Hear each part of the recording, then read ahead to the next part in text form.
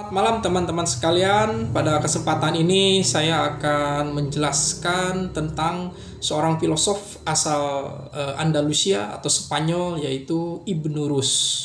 Jadi Ibnu Rus adalah seorang hakim, seorang dokter, dan juga seorang filosof. Dia hidup di zaman dinasti Muwahhidun dan Murabitun. Dia memang masih keturunan bangsawan di sana sehingga bisa mendapatkan pendidikan yang bagus. Ibnu Rus membuat kritik terhadap bukunya Al-Ghazali, yaitu Tahafutul Falasifah, dengan menulis buku At-Tahafut gitu kan, kerancuan di atas kerancuan. Jadi pemikiran Al-Ghazali bagi Ibnu Rus adalah kerancuan gitu, di atas kerancuan gitu kan. Ya, kata Al-Ghazali, pemikiran para filosof itu adalah ya rancu gitu kan. Apalagi tentang dimensi ketuhanan gitu kan. Ibnu Rus ini memang aliran penganut Aristotelian gitu kan. Penganut pemikiran Aristoteles yang berusaha mengembalikan ajaran Aristoteles itu secara murni gitu kan. Karena Ibnu Rus memiliki dugaan bahwa pemikiran Ibnu Sina, Al-Farabi, Al-Kindi itu gagal membaca kitab yang asli dari Aristoteles. Misalnya Al-Farabi dianggap salah membaca kitab yang dinisbahkan kepada Aristoteles yang berjudul Inead. Inead itu adalah karya dari Plotinus gitu kan. Jadi dicampurkan antara pemikiran Plotinus, misalnya ada emanasi, iluminasi, juga dengan ajaran dari Aristoteles gitu kan. Ada yang menarik dari bukunya Ibnu Rus yang menjelaskan tentang metode berpikir.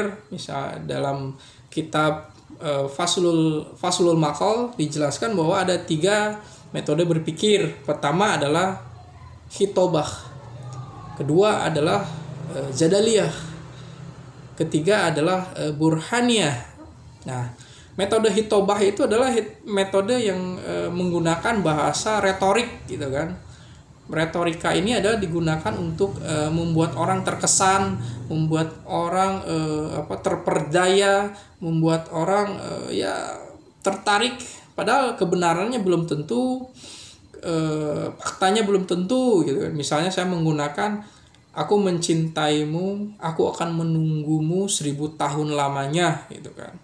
Aku akan melintasi 7 samudra untuk menemukan cintaku. Itu kan sesuatu yang retorik gitu kan, sangat retorika dan tidak bisa dibuktikan juga gitu kan.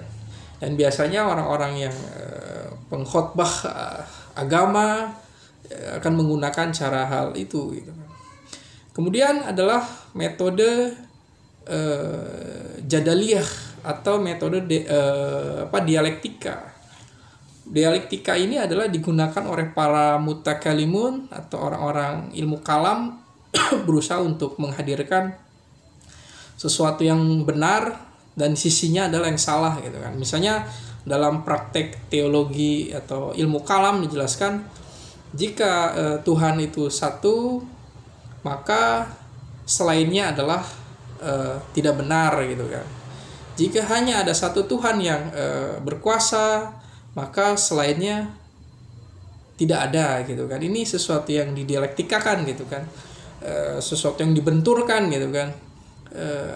Seorang Adam orang yang pintar dan Wawan adalah yang bodoh gitu kan. Ini berusaha untuk dibandingkan. Jadi satu diangkat, satu diinjek gitu kan. Jadi kebenarannya itu membutuhkan kesalahan dari yang lain gitu kan.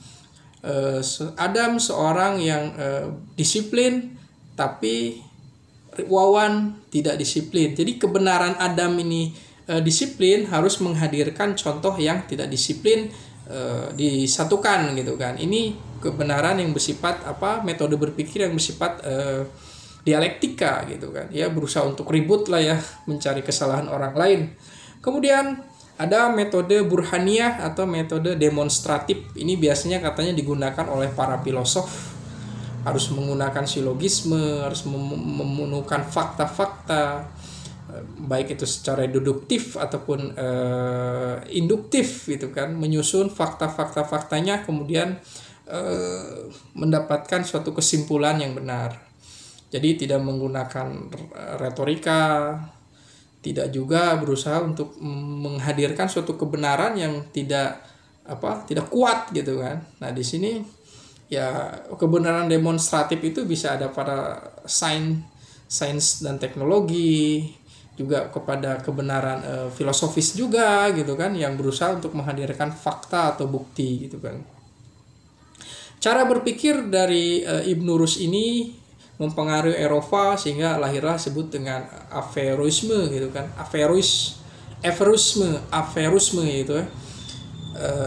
Di barat bahkan menginspirasi seorang Thomas Aquinas dan René Descartes yang menghadirkan suatu rasionalisme.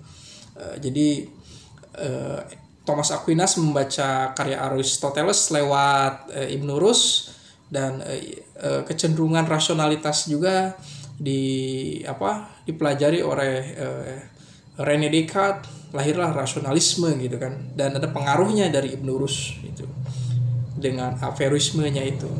Kemudian di abad kontemporer saat ini misalnya Abid Al-Zabiri, seorang pemikir juga, dia punya pemikiran tentang nalar kritik Arab gitu kan. Dia membagi cara berpikir orang Islam atau orang Arab lah ya dengan 3 cara, yaitu pertama adalah burhani, kemudian ada bayani